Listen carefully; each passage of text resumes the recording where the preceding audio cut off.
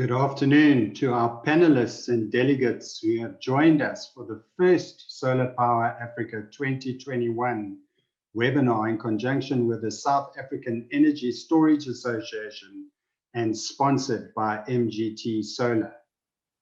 I'm Neil Piper, the Head of Content for Messi Frankfurt, South Africa, and I'll be hosting the webinar today. The webinar will be addressing innovative funding and investment for renewable energy projects. Just a few house rules before we get going. Please post your questions in the Q&A function. The questions will be reviewed and addressed at the end of the webinar in our Q&A session. And if we can't get through all the questions, we will answer questions post the webinar on the Solar Power Africa website. A recording of the webinar will also be made available in due course. It is now my pleasure to welcome the panelists for today, starting with Edward Nielsen, the Chief Executive Officer of MGT, Davin Chown, Director Genesis Infrastructure and RE Group, Wessel Sevenster, the Head of Legal and Compliance at MGT, Willie Boshoff, the Head of Marketing at MGT, Ron Nordier, Project Land Identification Progress at MGT, and last but not least, Joanne Dean, the South African Energy Storage Association board member and spokesperson. The agenda for today is we'll have a quick introduction by Edward, then we'll go into our first speaker for the day, who is Davin Chown. Then we'll go into Wessel, Willie, Ron, and then we'll host our Q&A session, as I mentioned earlier, hosted by Joanne. So please get your questions through on the Q&A function. We will address the questions, as many as possible. And as I mentioned before, if we don't get to them in the Q&A session, we will get to them on our website after the session has happened. Then there's just a few closing remarks, and Edward has got a nice bit of news to share with all the delegates today, which I'm going to keep for him to talk about, but it's really exciting. The one thing is you just need to stay on and listen, and then I will close the webinar at the end of the session. As an introduction to the webinar, Solar Power Africa is South Africa's premier exhibition and conference for the solar, PV, and energy storage markets, with Sapphire as its main endorsing association. Solar Power Africa is scheduled to take place live from the 13th to 15th of October 2021 at the Cape Town International Convention Centre. It's a joint venture between Messi Frankfurt, Set Solar, who organize Solar Power International, North America's largest show for the solar and related sectors, and Schneck, the organizers of the largest solar power show in the world. Messi Frankfurt, if you don't know, is the third largest trade fair company in the world, with an established operation in South Africa with over 10 trade and consumer fairs in its portfolio. Now, that's enough of me. I think you guys are eager to get stuck into this topic today. It's very topical. I'm very interested about it. And on that note, I'd like to welcome Edward Nielsen, the Chief Executive Officer of MGT. Over to you, Edward. Thank you, Neil. Good afternoon, everybody. On behalf of Megatech MGT and MGT Solar Pty Limited, I welcome you to our webinar and thank you for your attendance. Thank you to Saisa and Messi Frankfurt for making this possible. And thank you to our panelist, Joe Dean. There are a number of things trending at the moment, and these are renewable green energy, cryptocurrency, battery storage, and decarbonization. And Megatech MGT has all of these covered, and we will be unpacking them today. I'm sure you'll find the webinar very informative. Thank you for the opportunity to showcase our project, and please stay tuned until the end, as there will be some free MGT tokens up for grabs. So please enjoy, and over to you, Neil. Thank you so much, Edward. It's always good when you get a short, concise introduction. I'm sure everybody's eager to get stuck into the meat of the presentation today. And on that note, I'd like to welcome our keynote, Davin Chang. He's the director of Genesis Infrastructure and RE Group. Davin, it's an absolute pleasure to have you with us today. And over to you. Thanks very much, and really appreciate being here, and welcome to everybody. What I thought I would do up front is to try and set some context about the background, give a view perhaps on what makes this option so attractive, what makes renewables attractive, and what really drives the uptake of renewables in South Africa. And I think this discussion we're having today is quite timely. If we look at the press, if we look at the situation as it unfolds around us, particularly with our national utility, and we start hearing greater and greater calls from the public and from users in general for a lot more energy interdependence, in some cases independence, but a lot more autonomy in terms of decision-making about how we use electricity in our lives. You could go to the next slide for me. It basically, what I'm focusing on there is, if we look at the extent to which energy impacts our lives at the moment, one of the big things around electricity supply is the volatility and the pricing, and this volatility around the escalation. So things we took for granted many years ago in terms of stability of supply, pricing, etc., which all seemed very stable, it's changed completely in the last number of years. And I would argue probably from 2008 onwards, we haven't seen much stability at all. The consistent load shedding that's been with us, and if you look at the impact, about R1 billion per day per stage has been calculated. The continuing fuel cost price rises, I mean, we really as consumers never know from 1 week to the next, or perhaps 1 month to the next, what the department's going to come up with in terms of liquid fuel pricing. And those installations we know that are using diesel as backup are really getting hammered. So that context is really important. That 15.63% price hike just puts into context the overall tariff increases that we've seen over the last number of years, which has gone way over 300%. So we ask ourselves, how does an economy stomach this kind of impact? That volatility that I talk about, the continual unpredictable price escalations, that risk to business and the economy, the impact on GDP, I don't think we need to even really have a debate about it, but it's fairly harsh. The health costs, we don't often look at this, but when we take the real price of our current energy mix and the way we're dealing with it, we're adding roughly around a kilowatt hour onto that number, irrespective of what we're told the overall generation price is. And then we look at the carbon cost, and I just highlighted a quote there from the Institute of Tax Professionals, which gives some really good insight and context to what we can see coming at us in the future. And I suppose the big picture is just more cost, more escalation, and more risk. And we ask ourselves, can we continue to weather the storm without looking for creative solutions? Next slide, please. Just wanted to give you a quick view just on something from a solar context, particularly. If we look at that resource on the left-hand side for South Africa, the dark red and orange being really, really good resource, which drives South Africa. Look at Germany in comparison.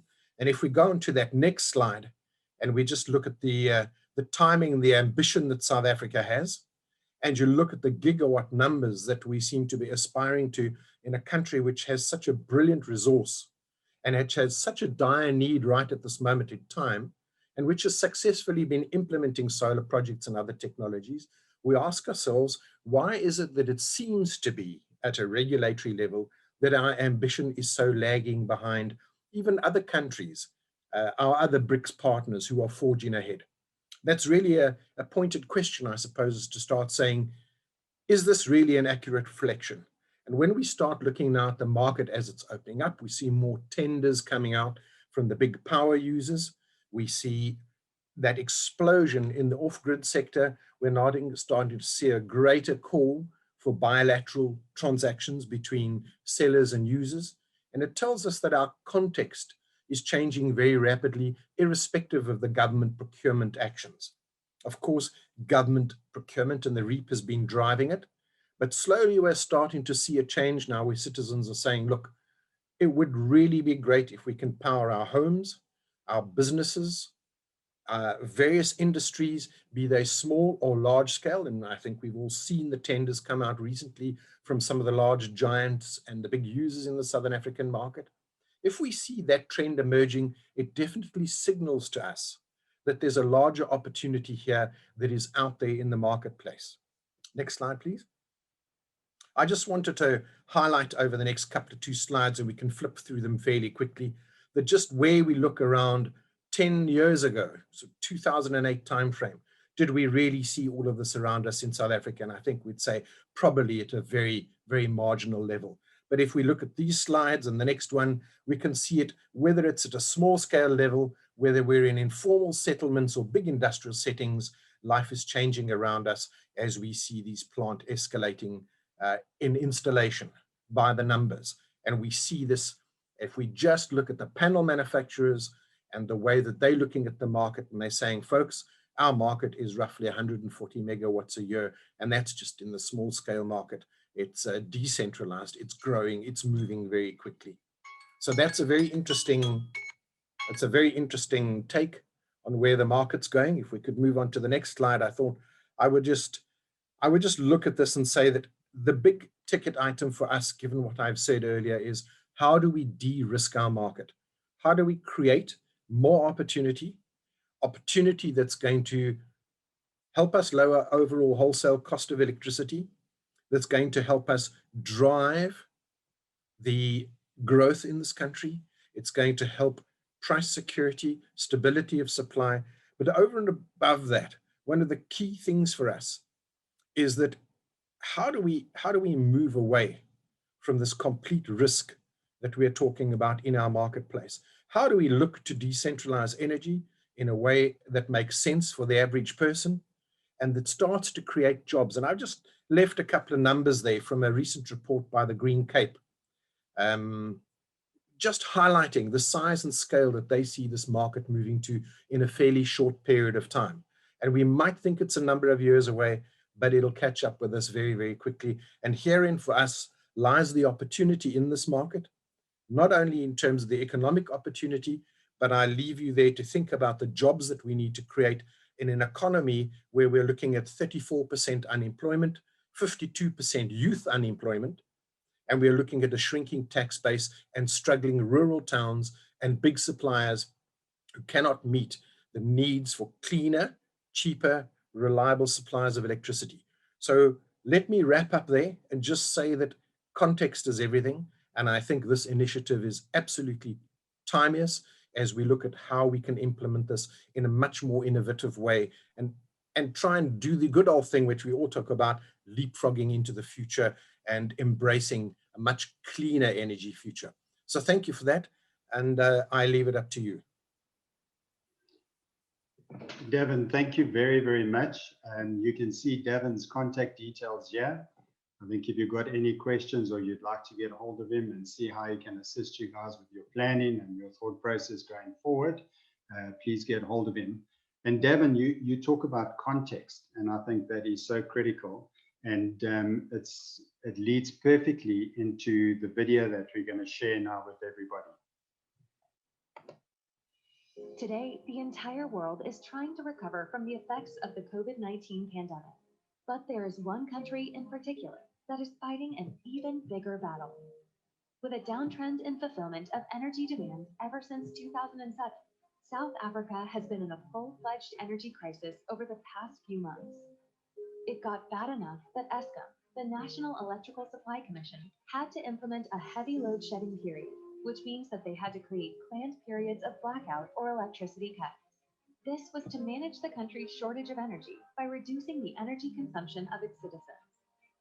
One of the biggest reasons for this crisis was the reduction in electricity reserves, and the government could not fulfill the entire reserve demand because the storage of energy was not truly cost effective, as the cost of storage cells was quite high, while their lifespan was short. It also took a long time to get future energy projects finalized, registered, compliant, and funded. While in the meantime, the power supply shortage continues to affect the businesses and almost every industry across South Africa in the worst way possible, crippling the economy.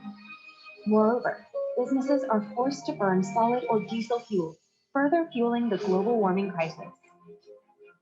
All these problems combined needed a solution that could supply more energy and eliminate the obstacles posed. The need was to combine a reliable energy technology, a revolutionary storage technology, and a dynamic funding model that could quickly and sustainably fulfill the high energy demands. That is where MegaTech Solar came in. Dedicated to creating alternative energy solutions, we launched the MGT Solar project in South Africa that combines blockchain technology with a sustainable green energy solution. The idea is that MGT will build, own, operate, and manage the new solar power plants in the country. It will support the immediate transmission and usage and create durable utilities to store excess electricity that will help sustain the peak demand period and be used in case of emergency blackouts. To fulfill this first part of the plan, we signed several key partners in the renewable energy industry, including one of the leading EPC and technical teams in Africa willing to help build 8 by 10 WMA plants across South Africa. This will effectively eliminate the need for load shedding and replace traditional energy sources with green, clean, and easily available solar energy.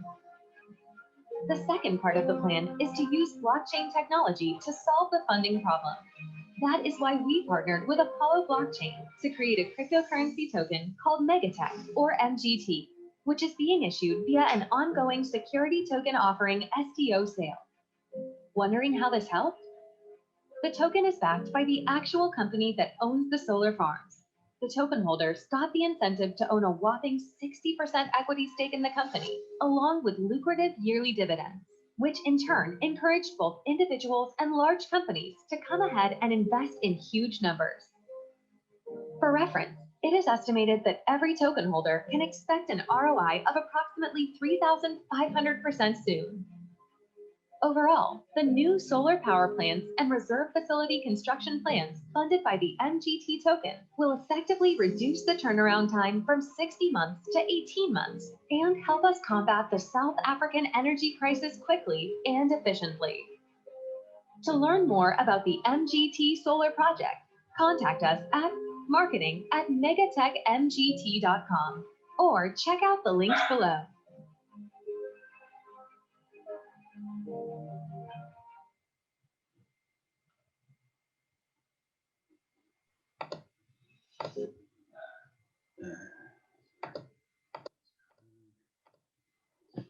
Okay.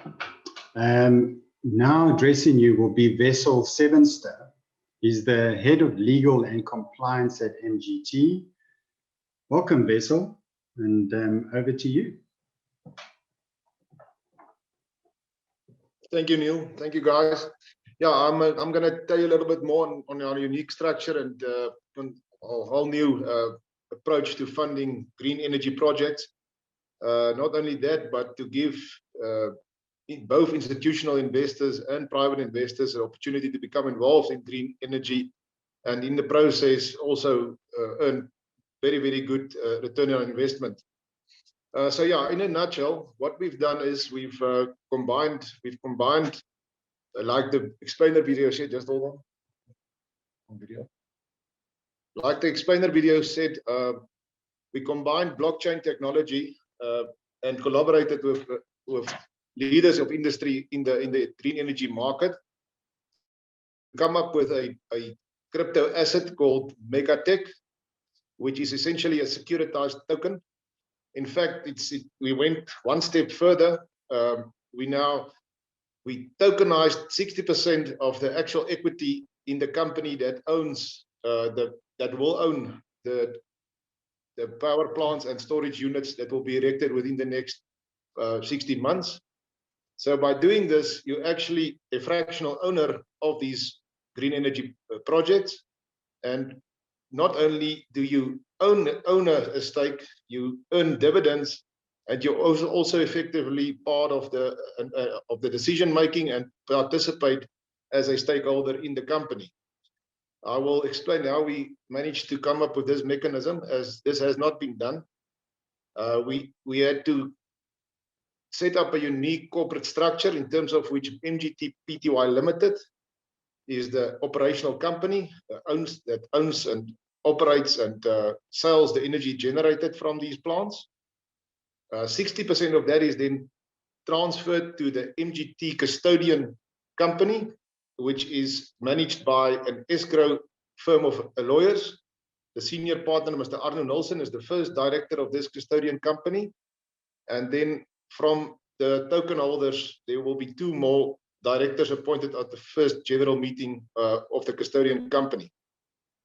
This ensures that there is no arm's length transaction between the company that owns the assets and the actual company that manages the equity for the token holders and stakeholders.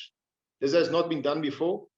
And the challenges that normally comes with this is, how do you manage dividends on this basis, and how can you actually achieve participation from the stakeholders? We decided to host our token on the Apollo blockchain for numerous reasons. One of them is that there is already a messaging system available on the Apollo blockchain, so everybody that opens a wallet can be notified of meetings for the company, and also the agenda for these meetings.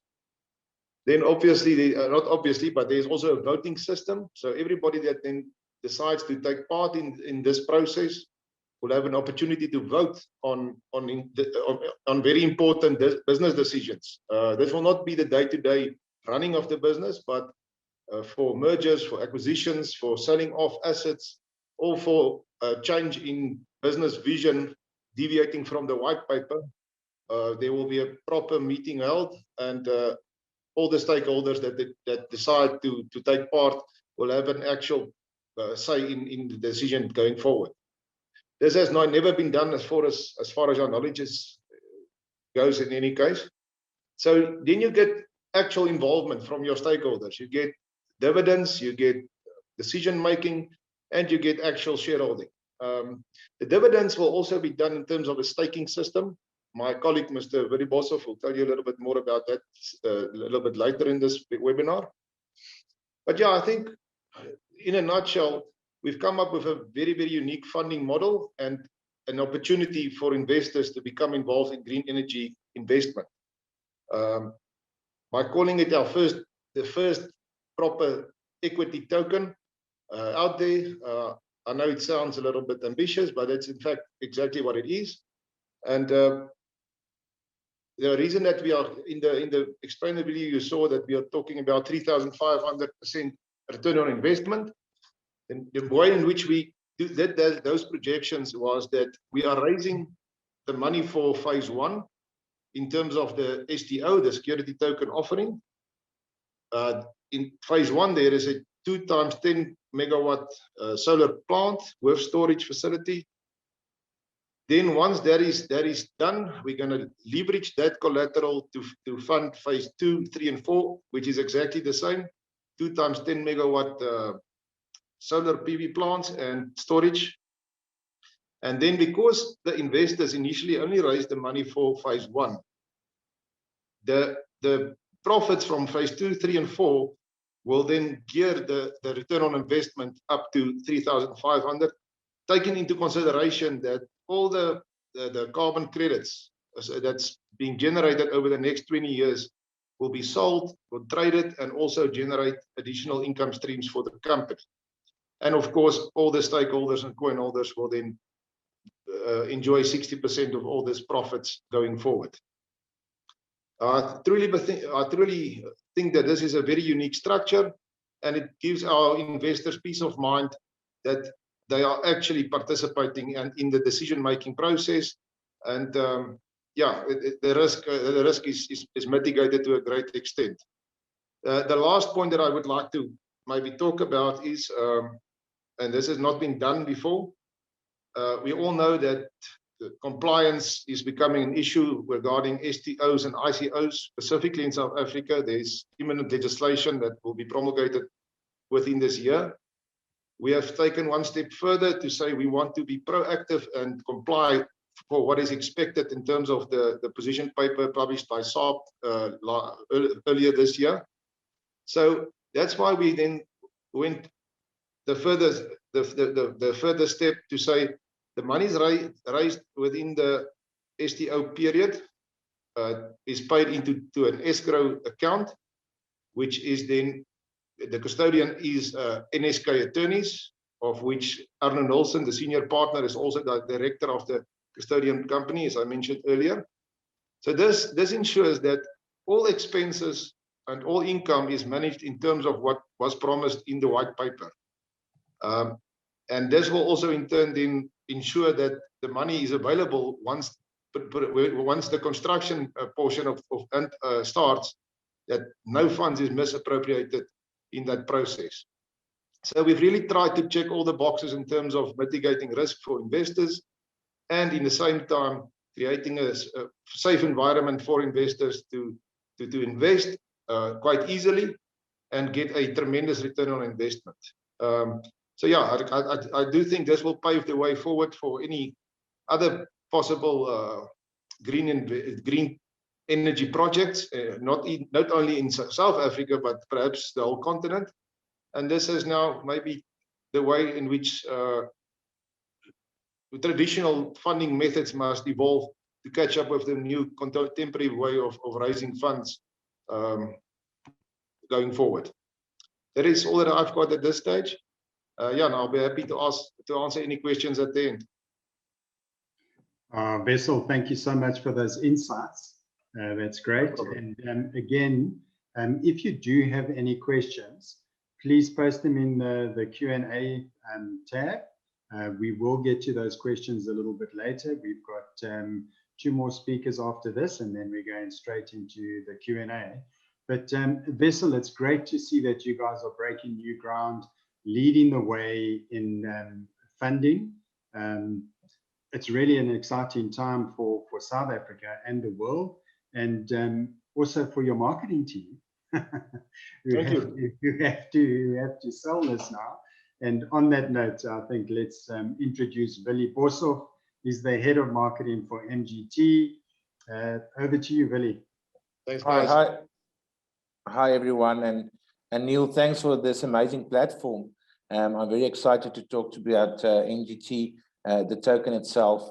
Wessel did briefly spoke about the business side of it, but for all you guys that's not familiar with cryptocurrencies and blockchain technology, I'm just going to have a brief discussion over it.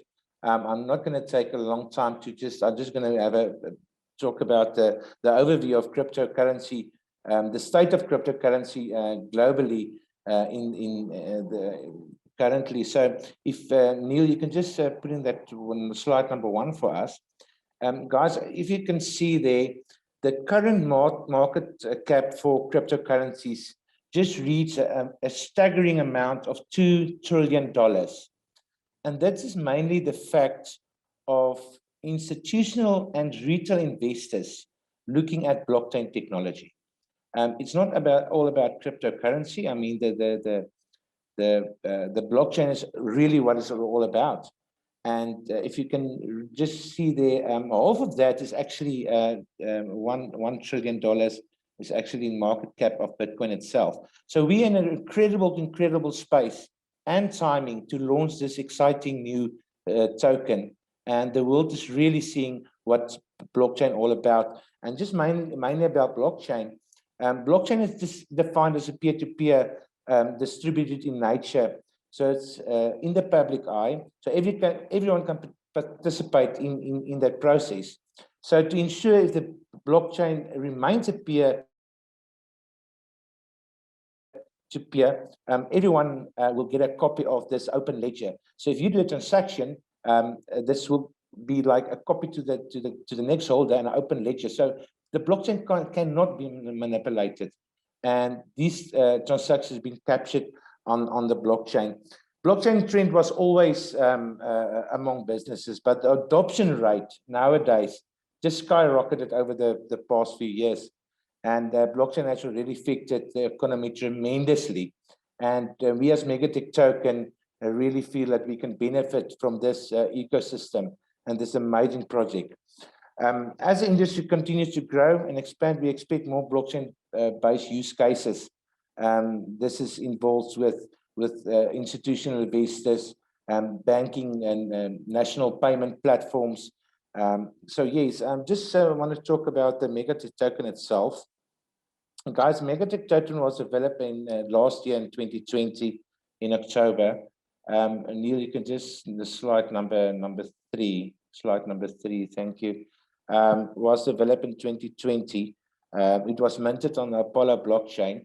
As the vessel previously mentioned, that the Apollo blockchain has got tremendous features like the voting system, etc., and is definitely the most secure and private blockchain out there regarding the speed as well.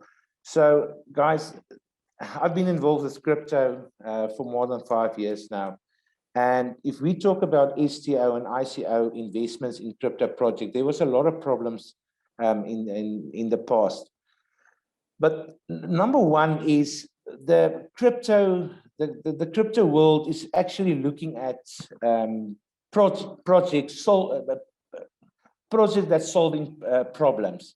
And I was definitely MegaTech is doing that. So that's the number one thing. And investors, especially institutional investors, is really fond of problem-solving projects. And so the investors is really looking at that.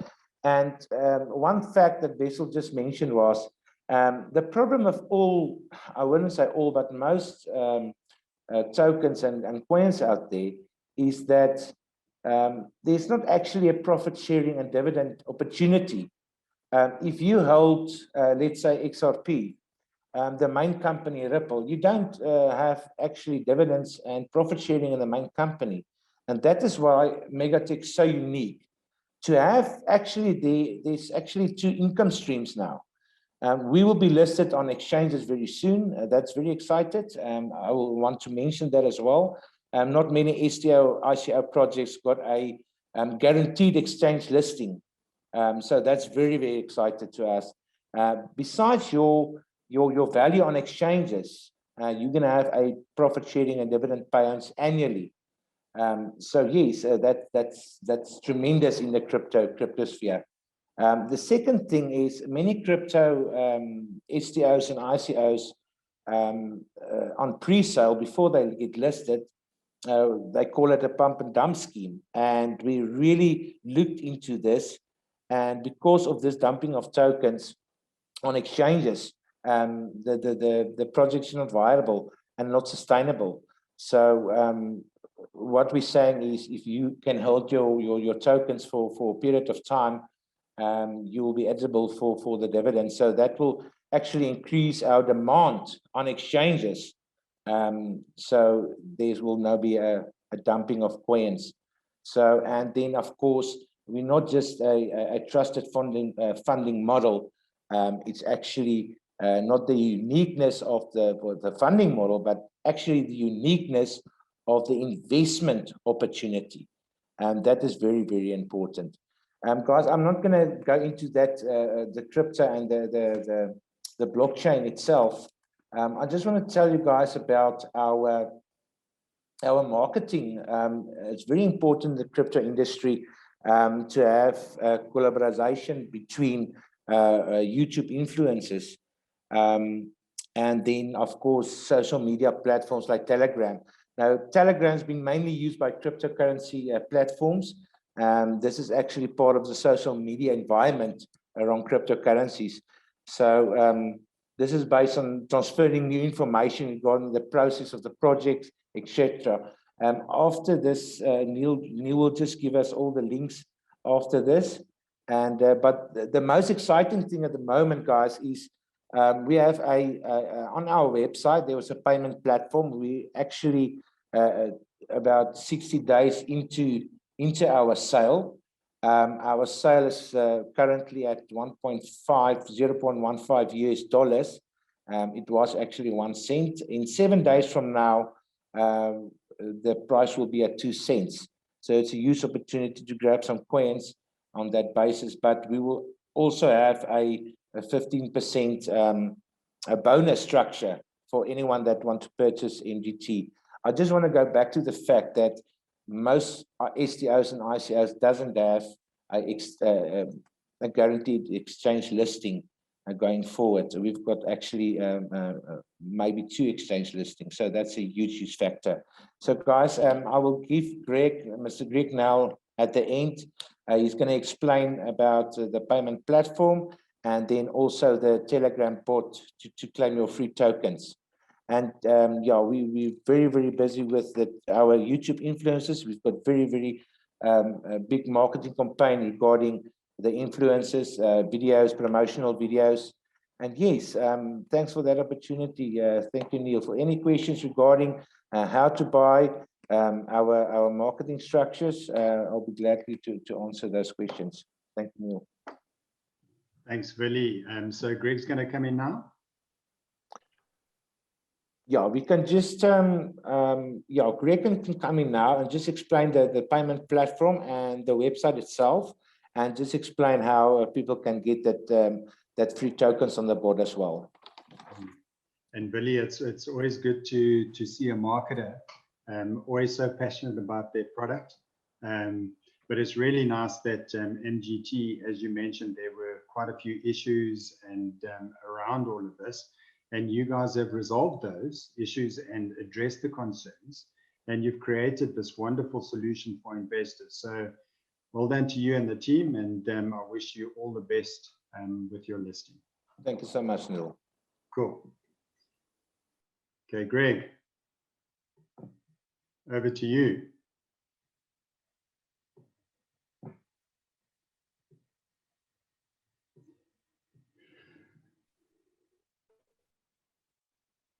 Billy, I don't think. Hello, everyone. Thanks, Neil. Thanks so much for this opportunity as well. And I'm happy that I can give some information on the sale platform and Telegram bot. First of all, can you guys hear me? Hello? We're just having a few issues there, Craig. It's just a little bit slow, and no. I hope everyone can hear me properly. We can hear you. First of all, my name is Craig Null, and I am the head of software development. Will it be better if I turn my video off?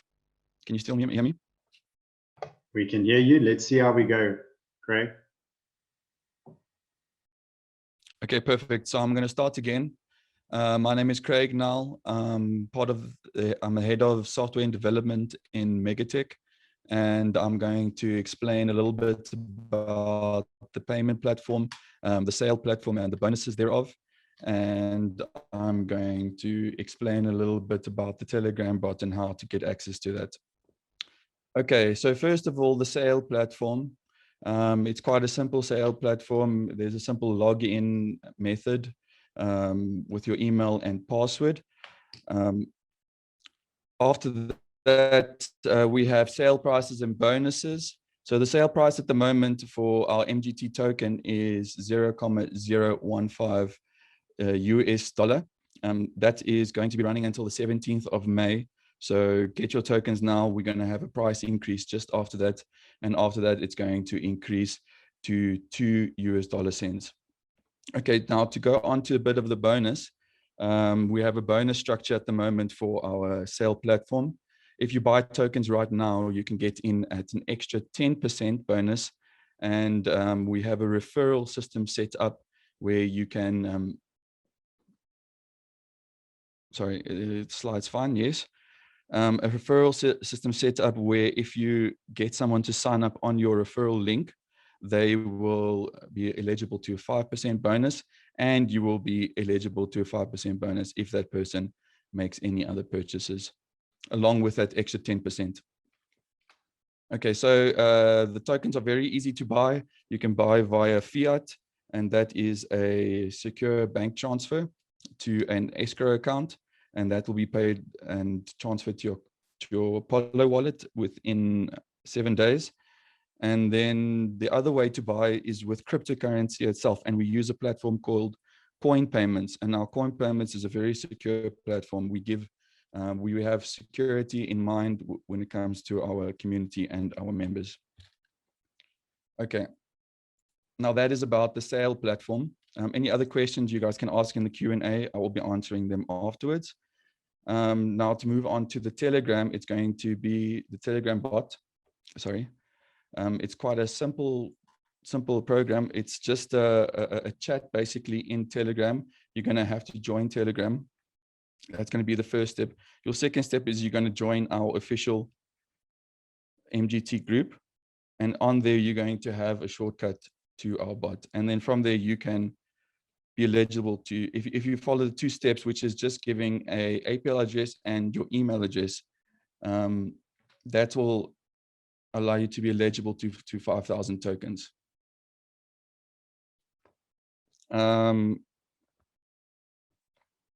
Yeah, and that's the process that we take to get to be eligible for those 5,000 tokens that was mentioned before. If you do open the wallet there, we will also provide a tutorial to open a wallet after the webinar itself. So don't worry if it does seem a little bit complicated. We will be giving instructions to do that. Yeah, thank you from my side. There will be more questions at the end. Thank you, Neil. Thanks, man, Craig. I appreciate that very much. And it's always good to have 1 or 2 technical issues on a webinar. It makes them more real. So unfortunately, it was you with your screen, but that's okay. I think I'm very sorry about that. I hope next time I can show everyone my happy face as well. You got the message across loud and clear. I think the most important thing there is the competition that we've got today. We're going to revisit that towards the end of the webinar. If it was a little bit unclear, we will revisit that, but please stay on until the end, and we'll give you guys all the instructions again on how to enter and collect those tokens. On that note, our next speaker is Ron Ordeer. Identification, also progress at MGT. Ron, I don't know why they left the most important person for the end, but hey, over to you. I'm just slogging it out in the field. Thank you so much, Neil. Yeah. Firstly, I wish to thank Saisa and Messi Frankfurt, Neil, and your team for the opportunity to share this exciting renewable energy project and where we're at the moment. And of course, a big thank you to the attendees. I trust you find it informative. And remember, ask the questions. If you don't understand, we'll assist you. As part of our pre-development phase, we had identified and visited pockets of land for our projects. And one of the sites was Klerksdorp in Northwest Province, and 3 other sites in Secunda in the Mpumalanga Province. I've got a slide that Neil will run quickly once I'm done with this. You can have a quick look when I was on site and that. Oh, in fact, I see it there. Yeah, there we go. We had to pre-assess whether the land as well as available distribution networks were suitable for executing on our projects. And that's why we physically go to the land and have a look, see at the lines, the grids, and all the environmental threats perhaps, and so forth. Where we at now is in terms of the project kickoff stage itself, and are in process of negotiating the respective land lease options. Now, I'm happy to confirm that the landowners have indicated that they are very keen to avail their land for development, construction, and management of these projects. Now, remember, this is only phase 1, the first 2 by 10 megawatt photovoltaic plants storage.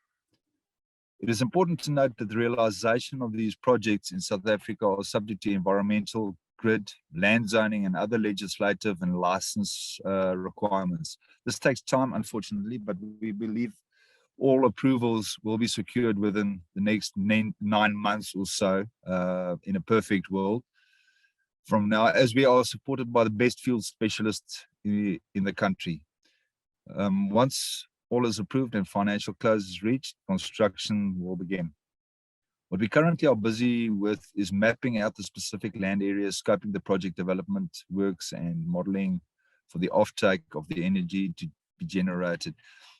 In the case of the Clarksdorp site, the off-taker is earmarked as Caxton's and CTP printers and publishers, one of the largest printing companies in SA, also a Joburg Stock Exchange listed company. And then in Secunda, the sites, the three that we looked at, are owned by Sasol, whom I'm sure you are familiar with. Some months ago, we embarked on preparing a renewable energy proposal in an unsolicited bid format, proposing to lease land from Sasol, whereby we would then construct our PV and storage solution and supply them with the energy generated. Now, this is known as an embedded renewable energy generation project, with Sasol being the off-taker. And obviously, in terms of your capital outlay, it saves you a lot, because you don't need to do wheeling and all that kind of thing over the national or provincial grid. It is also interesting to note that Sasol, together with Air Liquide, announced on the 13th of April, a couple of weeks ago, they wish to procure 900 megawatts of renewable energy over the next few years. I think it's running up until 2030. To reduce their respective carbon footprints. Now, this just adds to what Devin had mentioned in the beginning of the presentation. They would obviously want to, reduce their respective carbon footprints. As such, we had also requested access to this RFP, which had been announced, and for us, just as a second vehicle for executing on our projects. This certainly confirms their seriousness in procuring renewable energy and reducing their footprint. Now, it's my belief that we have sort of the inside track in being able to roll out our projects expeditiously, especially considering we have already earmarked as well as initiated the procurement of this land with sufficient distribution networks, and of course, already Sasol with an off-taker and Caxton's on the other one. On the screen, you can see the areas and the work that we've been putting in so far. All right, that is as far as we are at in terms of the physical land identification and that kind of thing. Now, regarding our storage, you'll see we mentioned unique storage solutions, etc. We combine this with a PV solution, and you will find out now why. Due to the performance improvements and cost declines of battery storage is now a force to be reckoned with. Efficient and economically viable storage and optimal hybridization are crucial for ensuring the expansion of green power generation at the grid scale. The challenge of mitigating the intermittency associated with solar power plants has always been there, now even more pronounced as its proliferation grows exponentially. Hybrid power and battery storage have gained tremendous traction in recent years due to inherent benefits of facilitating power predictability, able to cater for 24/7 energy supply. It provides grid services such as frequency response, regulation reserves, and ramp-up rate control. It can also defer investments in peak generation and grid reinforcements. Utility-scale battery storage systems can enable greater penetration of variable renewable energy into the grid by storing the excess renewable energy generation and by firming the renewable energy output. Further, particularly when paired with renewable generators such as Megatek's PV plants, utility-scale solar batteries help to provide reliable and cheap electricity, which otherwise rely on expensive imported diesel for generation.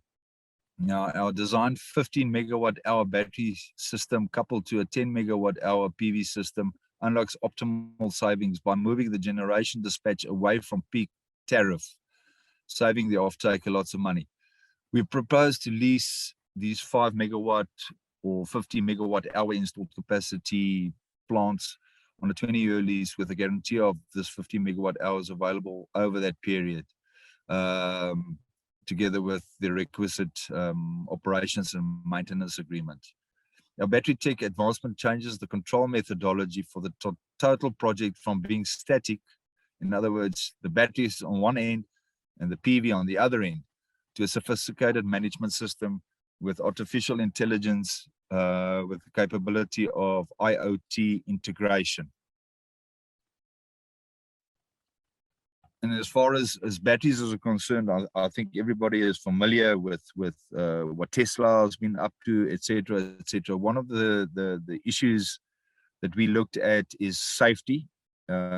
We are fortunate enough to be part of the development in a storage facility, and we've learned, what can go wrong and what one must look at and these kind of things. So, we've teamed up with a couple of potential suppliers, and they are designing according to the spec that we require. So yeah, that is that on storage. Now I'm going to just mention a little bit about carbon credits and the clean development mechanism, or in short, we call it CDM. This is also part of the investment opportunity. Ron, it's Neil here. Just 2 minutes and then you can close off, please. Right, I'll give it my best shots. Thanks, Neil. Thanks. The CDM process is not only for lodging offsets against carbon tax, but also to receive carbon credits and green funding. Our entire project will be registered as a gold standard CDM, thereby generating carbon credits for Megatech and its investors over the life of the project. These credits, which are projected to be up to about $78 per ton per annum, as I've been informed the last couple of days, may be applied towards project costs. Carbon credit trading involves the selling and purchasing of emission credits generated by carbon reduction projects, which are distributed through a market or exchange. These trading initiatives are intended to increase private and public sector participation and investments.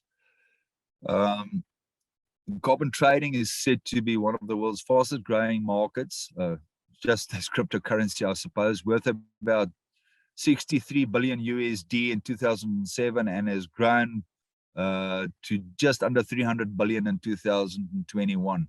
Now in South Africa, we are rolling out our projects. It is being a sought after candidate for CDM, and the only one of global top 20 CDM host countries located in Africa.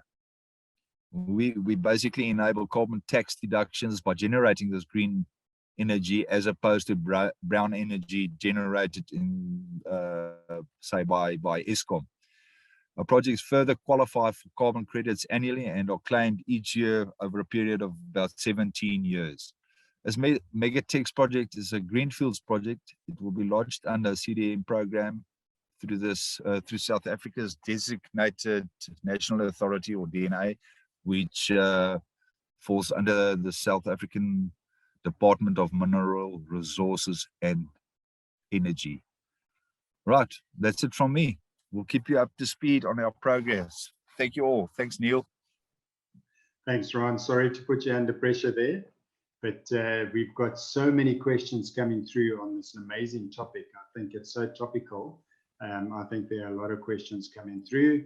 And on that note, I would like to introduce Joanne Dean, board member and spokesperson for South African Energy Storage Association. Also, I'd just like to thank Jo for all her help in putting this together for us, and for always being so welcoming and always putting the industry and the country first. So Joanne, on that note, over to you. Good luck. I hope you've managed to get through all those questions, and you're now going to pose a few questions to the panel. Over to you, Jo. Hi, Neil. Thank you very much. Just a quick question to you. We did agree that if there was enough questions, we would run over a bit past the 4. Is that still in place, or are we cutting off in 6 minutes' time? No, you're more than welcome to go over. We can run over. Okay, great. All right. Good afternoon, all. Thank you mostly to Mesa Frankfurt and South Africa team, especially to Neil, to MGT for this dynamic webinar. And I must admit, Saisa is very proud to showcase topics of interest and bring them to the attention of the general public. Davin has spoken so capably on the renewable energy space and decentralization opportunity in South Africa. The MGT team on the funding mechanism, and Ron has given us great insights into the actual project. So this leaves me to cover just one last angle, and it's one that a lot of the questions are coming from, and it's the decarbonization and climate change conversation. So we all know that for South Africa to transition to a low emission economy in a managed and just manner, has the NDC, which is the nationally determined contributions for all countries at the heart of the Paris Agreement, denote, and achievement of these long-term goals correctly points that South Africa faces a triple development challenge: poverty, inequality, and unemployment. So the need for South Africa to transition is further evidenced by structural makeup of the economy, where currently many sectors and consequently workers and communities are directly reliant on dependent within the value chains on high emitting and hard to mitigate activities. Intended decarbonization pathways planned for the country with a focus on decarbonizing the electricity sector before moving on to the hard to mitigate sectors. So the energy sector has the greatest opportunity for reducing emissions and mitigations. We've seen this. Davin has explained it to us. MGT is bringing us the solution. It's widely acknowledged that the combination of renewable energy technologies and storage is the least cost energy mix and the fastest route to decarbonization. This energy mix would result in more affordable energy, thus stimulating all types of investment to support inclusive economic growth. The call for South Africa to receive support as a developing country for implementation and achievement of the targets and reporting. Indeed, this support is critical. So well done, team. You've hit the tip of the iceberg, and maybe there's a whole lot to come. I want to focus on a couple of questions first, and I think I want to really focus on the funding mechanism, because I think that's where most of the people on this call want to get their teeth in. So Vili, I'm going to shoot out to you. Why did Megatech decide to use the Apollo blockchain instead of the ERC20 blockchain?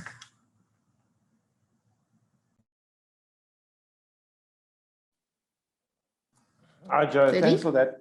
Can you hear me? Yes. Yes, we have. Yes, thanks, Joe, for that question. Wessel just spoke to that. He touched on that briefly. Megatech runs on the Apollo blockchain because of a few reasons. Apollo blockchain is a self-sustainable blockchain with sub-second transaction speeds. Now, there's a lot of blockchains that claim to be the fastest, but there's a word we use in blockchain technology, sharding, and Apollo blockchain was the first blockchain ever to be validated as sharding. Now, sharding actually means that the blockchain is being segmented, so the transaction speeds can be very, very fast. Apollo blockchain can be tested. The transaction speed is very, very fast, sub-second. And of course, of all the other features like voting systems, public and private transactions, and of course, the decentralized marketplace, and many more. If you need to create a Apollo wallet, there's no KYC needed. It's totally decentralized. And this is a very safe and secure blockchain and wallet. Thanks.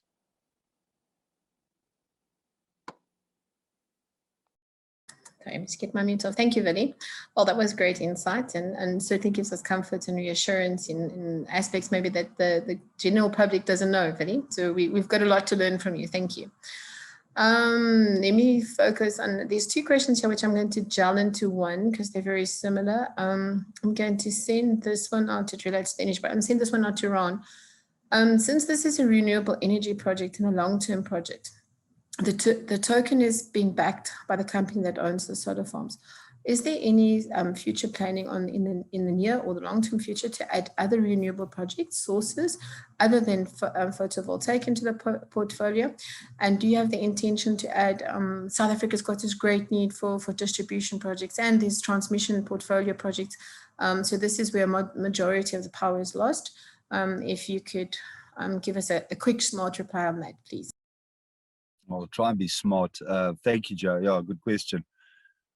With regards to this specific project, it has been modeled around the 2x10s multiplied 4 times. But, you know, depending on the attendees and all their investment, there's obviously, I mean, the sky is the limit. We can adopt this methodology and, you know, include, say, for instance, wind. And yes, there's lots of scope for this. My focus right now is just to put down the first 8 as quick as possible. Yes, we've mentioned a timeline of 5 years. It might be much quicker. At the rate that the country needs energy, I suspect that we could be about 60–70% within the next 3 years, if not all done within 3 years. Once that is done, you know, we move on to the next project. That does not mean we're sitting and waiting for that to be executed. We are investigating all the other options. And someone mentioned just now the ice of the tip of the iceberg. That's where we are at now. Thank you.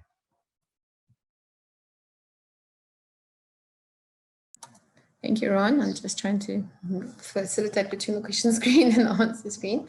I think there's an important stream coming through a lot on my private chat. Craig, is there any guidebook or guideline that you could provide or refer the people to or make available for distribution post the session on the actual procuring of tokens again on your Sol platform? If you could maybe fill that one for me, please.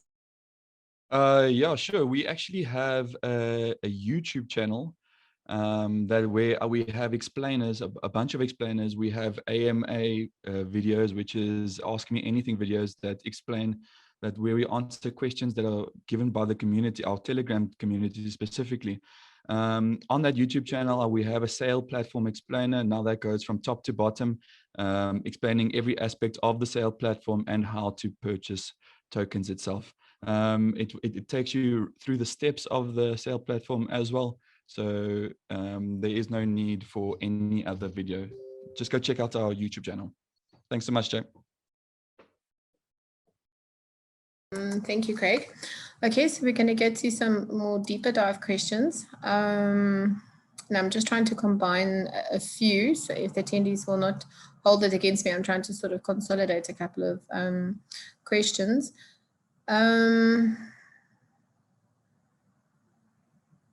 We have a question, Vessel, if you could take this one quickly. How is the worth of the token determined? Okay, thank you, Joe. Okay, what essentially happened was we need to do, in our tokenomics, we had to do a calculation. So we needed, I'm going to talk in terms of rands because I do believe all our attendees is local. We had to raise 540 million rands to complete phase 1, which is the 2x10 megawatt PV with 30 megawatt storage. So that was the requirement to achieve that is 520 million rand, give or take, depending on the exchange rate for the imported components. So then we calculated with our specialist team that we needed to make 5 billion tokens available and then sell 60% of that to get to our total needed for phase 1. As I explained previously, we then factored in the projections for, because we are leveraging phase 1 to finance phase 2, 3, and 4, duplicate that phase 1. That now means that we have finance cost on phase 2, 3, and 4. So but as we are green energy projects. We've got in green energy mandated entities that's more than willing to fund these further phases because of the collateral phase 1.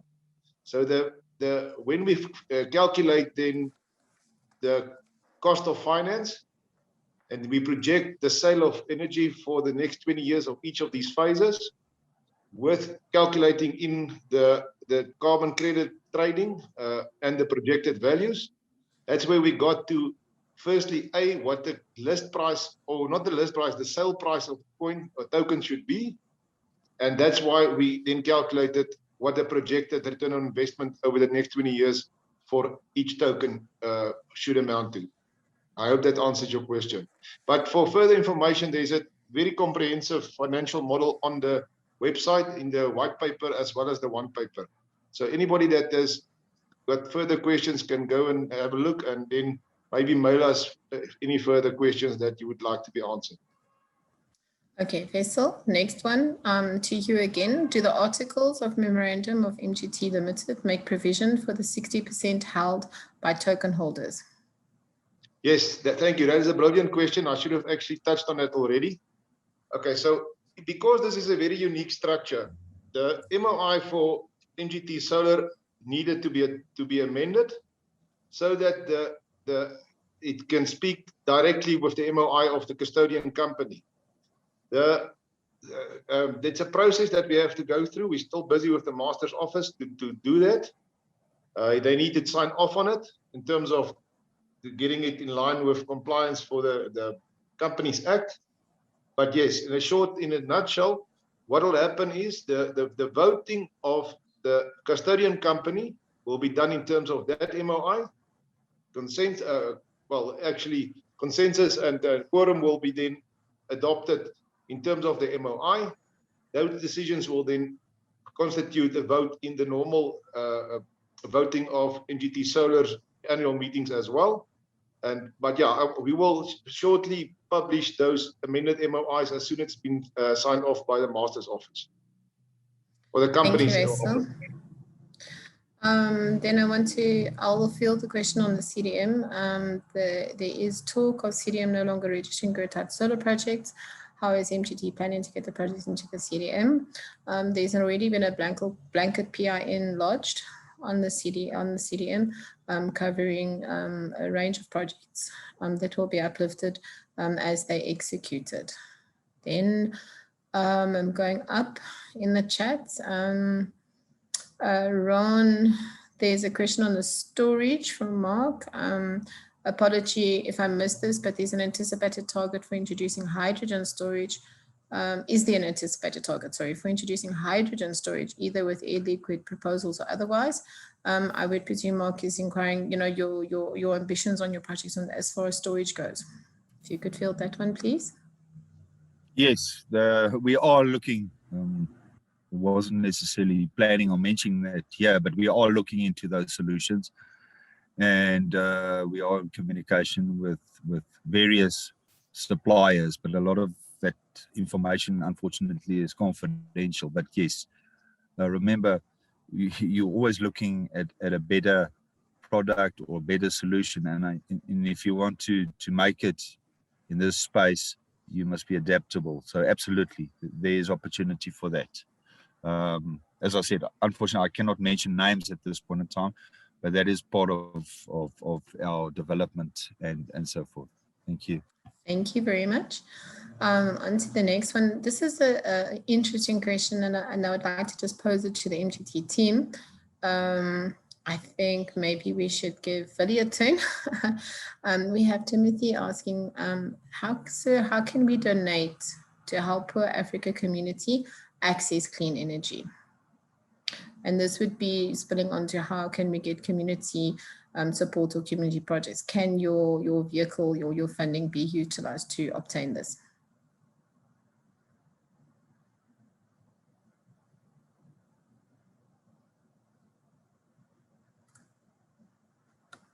Vali, are you still with us?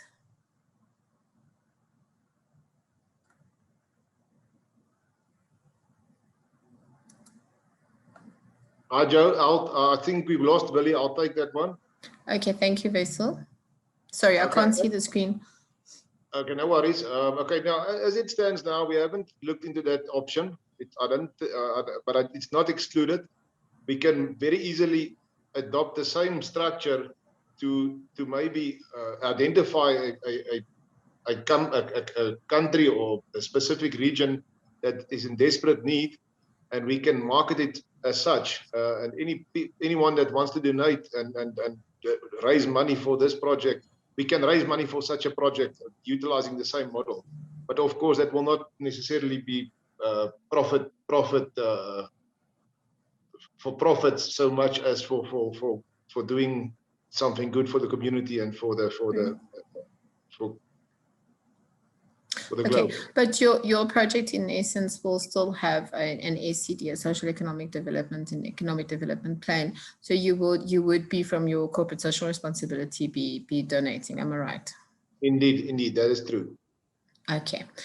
Others secured. Okay, Ron, this is going to be one for you. Are the secured contracts of corporates or SAEs that we're purchasing the power from MGT, or are you still in the proposal phase? And I'm going to link it to one above, which came from Sasha Vaughan saying maybe you have no right to build anything yet. And Anonymous, do your sites in Kausop have executed purchase power agreements? Yeah, I think maybe, this sort. I'm trying to combine a couple of questions before Nigel shoots me. So Ron, if you could maybe sort of in general, speak on your security. All right. Yeah. When you are dealing with corporates such as the Sasols and the Caxtons and the Escoms and so forth, there's a lot of spade work that goes into it to first of all see the viability of the project, then all the prerequisites in terms of legislation, EIAs, etc., etc. And these days, guys are shrewd, off-takers are shrewd. They want to be sure, yes, you will. If you need a generation license from NERSA, that you've applied and that there's a pretty good chance that it will be approved. What I have got basically is letters of intent and expressions of interest and so forth. In the case of Sasol, I've been talking to them for a very long time and had it on good authority that I'm most welcome to come check out the land. That's how I actually gained access to the land, etc. Now, I have to go through all those hoops so that I put down a proper proposal that makes rands and sense to the off-takers. And then it's for them to sign that PPA. So it's a process before we get to financial close. Now, as a risk mitigator, I might use the land of Sasol. They might not want my power, and then I will sell it to someone else. That's quite possible. So what we are not doing is we're not putting all our eggs in one nest. Basically, we're spreading it across. There's always an option B and option C. As I said, as a plan B or a second vehicle regarding the Sasol, although I approached it as an unsolicited bid, there are requirements that we need to meet in terms of the RFP that they announced on the 13th, and we need to comply with that. So whether it be an unsolicited bid or part of the bid round, that's yet to be seen. But I have got plan Bs and Cs and so forth. Offtake is not really the challenge. It is the sustainability of the project. Thank you. That was a great answer. Thank you. So that would also cover the one that's a little bit further down, which says how will the electricity be sold and who will be sold? So we understand it's the traditional wheeling concept, and you could have multiple buyers or off-takers of your energy. And you've got pre-written letters of intent, right, with conditional precedents. Then I went to Vessel. Is Willie still off? Or, so I'm going to direct to Vessel. Will the token be available? And I'm going to merge a couple of questions. Will the token be available for individual purposes or businesses only? And then we have one that says, so it's very informative. How does this differ from other platforms where equity is raised directly from the public? What will additional benefits be? Faisal? Okay, thanks, Joe. Yes, short answer for the first portion is individuals can just as easily invest as well as institutional investors. Basically, will follow the same route that Craig spoke about earlier, but there's no minimum investment. As we said, one token's current cost is 0.15 USD. So that is in fact your minimum investment into this project. Then the second part of that question, I'm thinking that the attendee is referring to crowdfunding.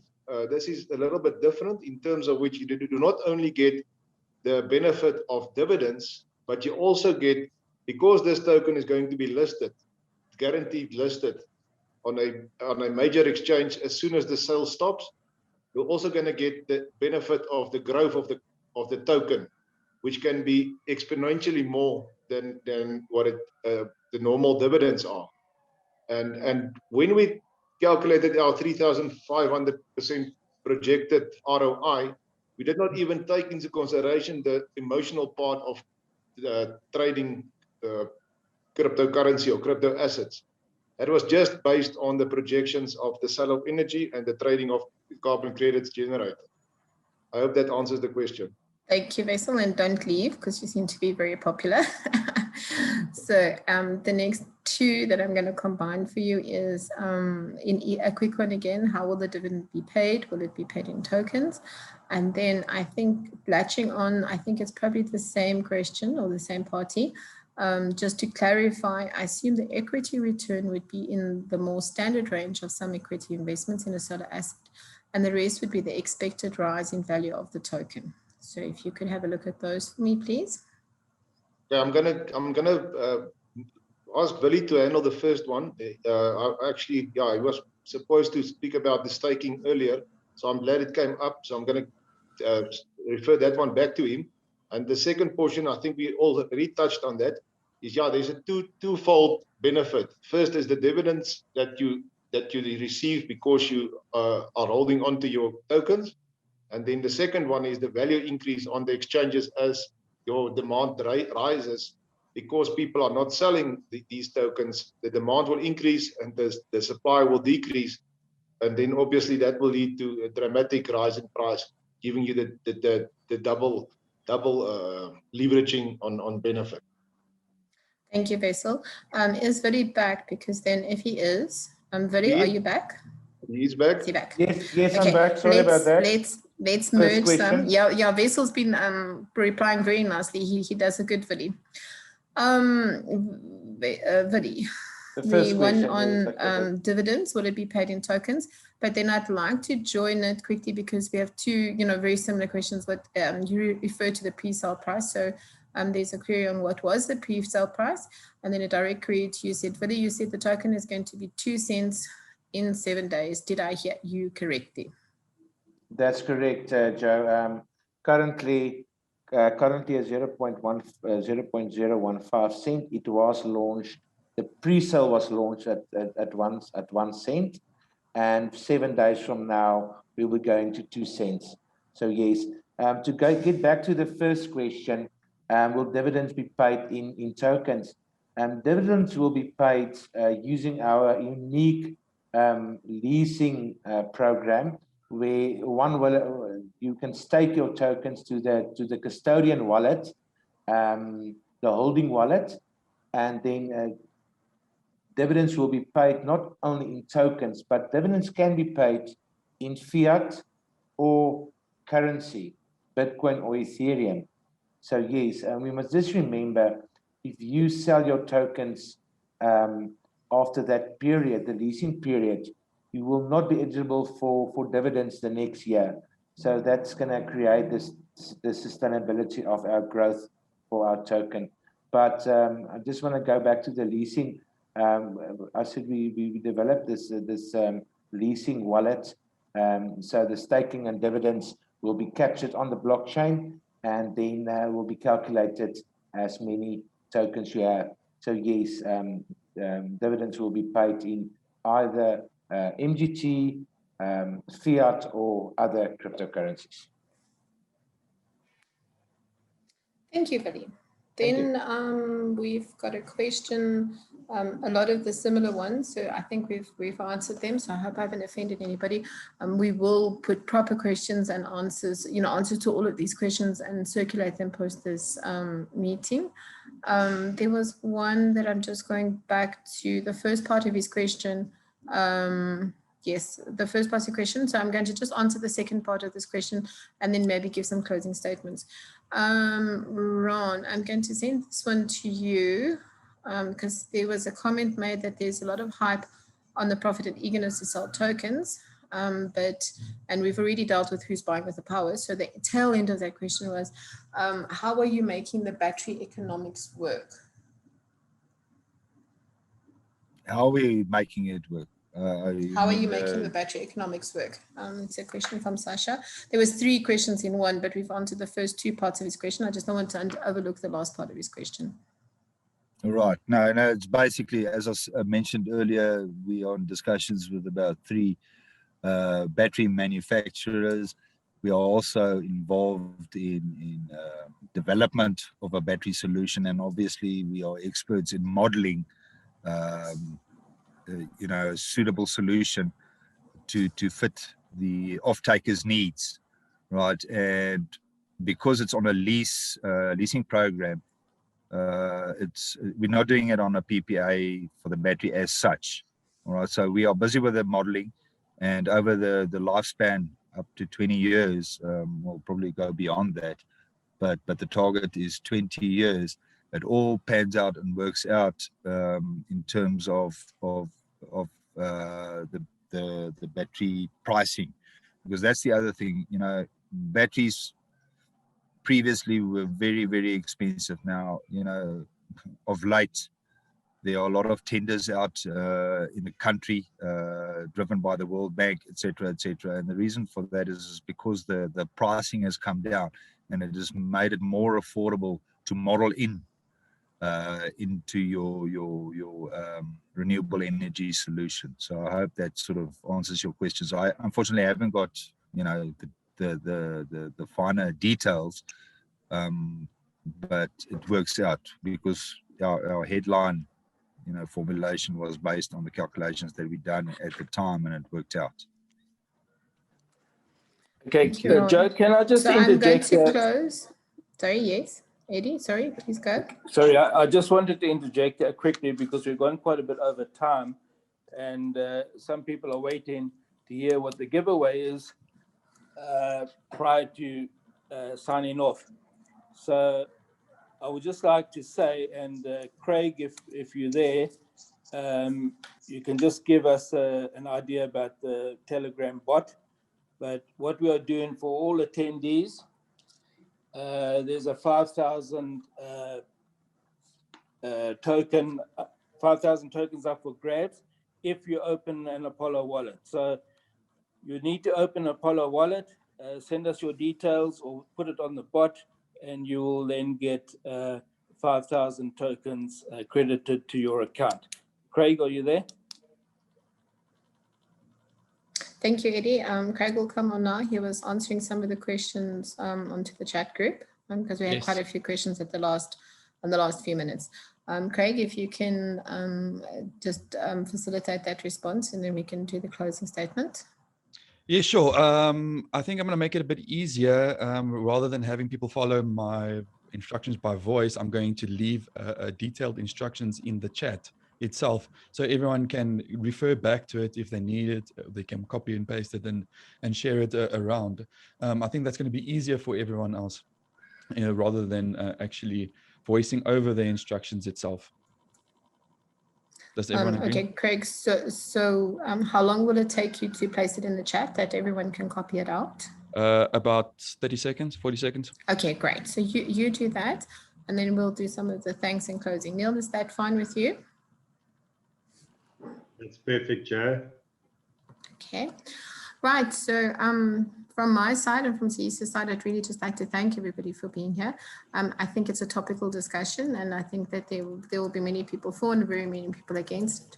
But what I feel for what I said in the opening statements is, I'm sure that you'll agree that we need mitigation of energy in South Africa. We are totally embarked onto a just energy transition, which can be costly, and that we welcome new types of development funding and investments, and which will accelerate the decarbonization program. So whether this can be copycatted out, we're very proud of the MGT for taking the first leap. For once, we have something that's I'm going to say established and grown within South Africa. We've seen the dynamic presentation of the MGT team. We've seen the affirmation of their partner Ecogenesis. That have also, there was really a breath of fresh air, and it dovetails so nicely with the need to attract development funding investment into South Africa. The proposed project, I think, involves diversification of electricity production, fuel sources, improved efficiency in electricity production. It shows us a decrease in the quantity of fossil fuel burned, a decrease in greenhouse gas emissions, a decrease in the number of air pollutants. This is in line with the government's commitment to reduce the country's emissions. I mean, we have got targets of 34% by 2020. That's already gone past. We haven't achieved it. We need to aim for the 42% plus the deficit of the 30% from 2020. So I think with financial and technical support from the international community and the South African community, this project can therefore be seen to contributing to improving the sustainability of development of renewable energy in South Africa.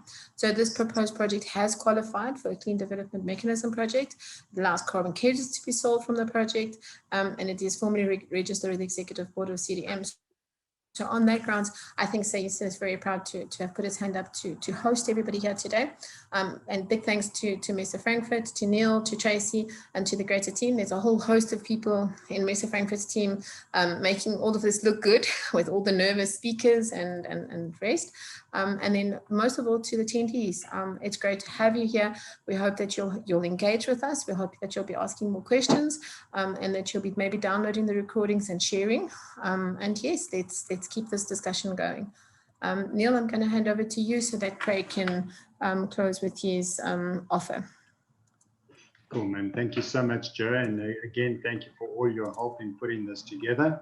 And to all the panelists, to Eddie, you and your team, I think it's been very, very insightful.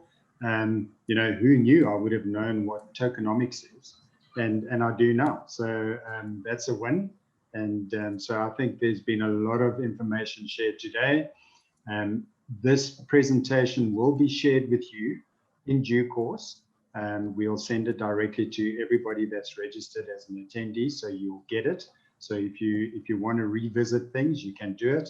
And you can also head to the Solar Power Africa website. It will also be posted on the website soon. And then our next webinar will be hosted mid-May. We're working closely with the IDC on that, and CESA as well, with Joe. So keep a lookout for that webinar. It will also be great. So from my side, I hope you've gone to the Q&A just to get the information that Craig's put in there. But from my side and to everybody, thank you so much, and enjoy the rest of the day, everybody. Take care. Okay, Neil, would you just allow everyone time to capture quickly the text that Craig sent? I think maybe they should copy it out. I wonder if the link will then be available. I'm sure they can, because it's in the last chat. Or will you send that to all the attendees? If you look at the last chat of Craig's. Yeah, I think what we can do is we've got everybody's details. We'll send that directly to you with the full requirement of what you have to do.